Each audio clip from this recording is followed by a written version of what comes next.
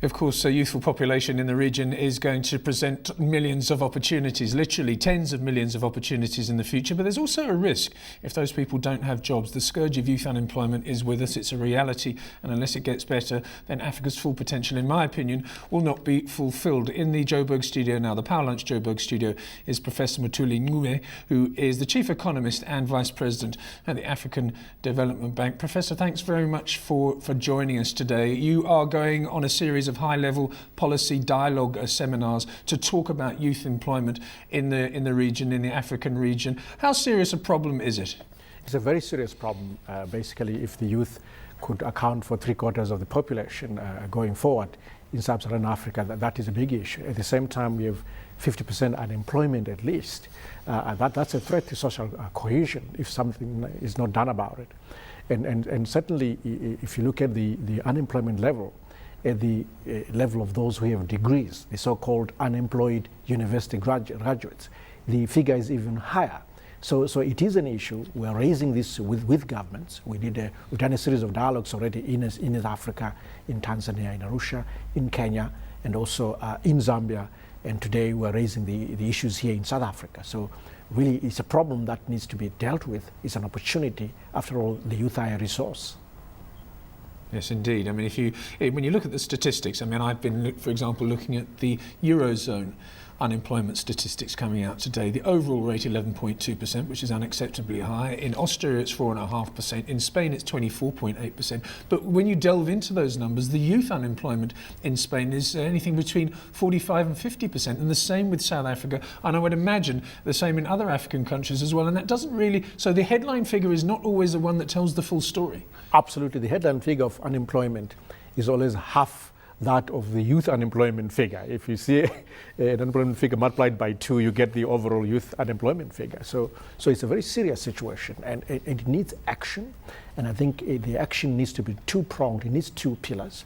First of all, we need intervention on the supply side, which is to deal with the skills of the youth, to make them more job ready, upgrading vocational training as an approach to skilling them, and link that to on-the-job training, some form of apprenticeship. So then you need therefore the demand side to be responsive, which is the companies. They need to be on board in terms of the apprenticeship programs that we put in place, but also to be incentivized if they do create jobs post-training. So we need both the supply side and demand side intervention.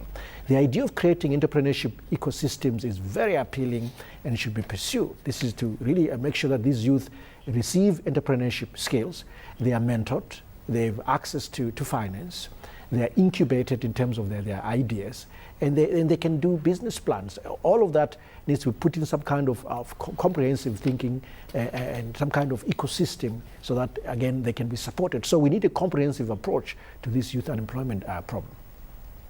Yes, we have. And we've got to be creative as well. It's not just about schools and technicons and colleges and things like that. And it's not everyone that wants to go and try and become a doctor or a banker or whatever other skill or other job that they think about when they're very young. I think it's got to be engendered within the youth that there are alternative ways to live your life and not just go to an office every single day, but to become an entrepreneur. So I think we've got to be creative. And it's government and the private sector that needs to work together on this, wouldn't you say, Professor?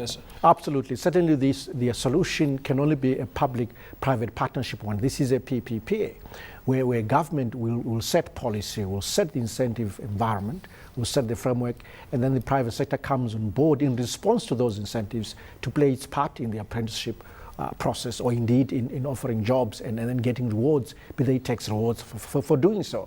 So it's a concerted effort. It's an urgent issue, and I think that it should be treated so. After all, anyone who gets a job is a consumer, is a contributor to the economy, can only help growth and development, absolutely. But of course, where we intervene in terms of promoting entrepreneurship for that leg of the intervention depends on the economy. In certain economies, it will be agro-processing, because that's where the best opportunity. In other economies, it's going to be retail. But it's about thinking through and seeing where best to intervene in terms of the entrepreneurship support that the youth need.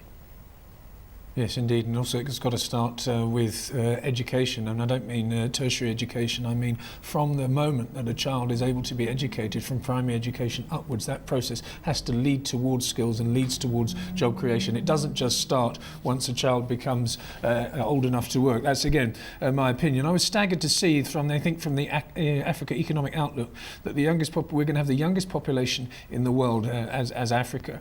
By 2030, 25% almost of young people will be in Africa, which makes all your efforts even more important in the future. What's the African Development Bank specifically doing, Professor?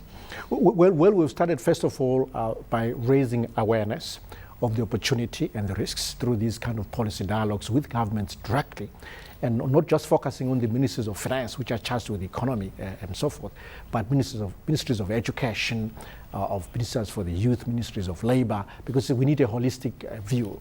So that's the first thing. The second thing is then to fund programs through the government that will support youth employment, youth entrepreneurship, that will support funds that invest in businesses that are being developed by the youth, some kind of venture funds. We started running this program in Tunisia, and we're going to spread it across Africa over the next few years. So at least for a capacitated government to deal with the issue, and hopefully then bring in the private sector as a partner in this endeavor, in this initiative.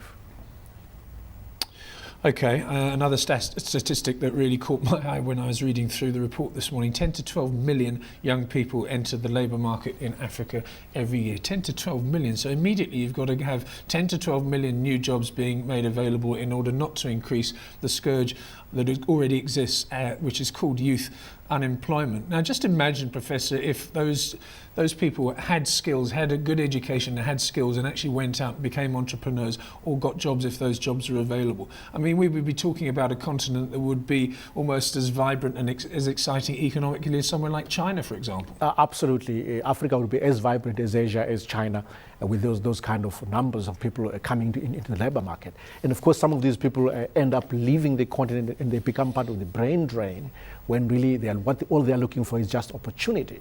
And of course, in some of the African countries, there's work to do in building, in creating the right investment climate in the first place, for people to appreciate business, support business. There's still work to do there. So the work is not just about dealing with youth unemployment, it's also creating the right environment for business in the first place. And as a bank, where we are really training our eyes on this to make sure that countries can move on and create the right climate for this to happen.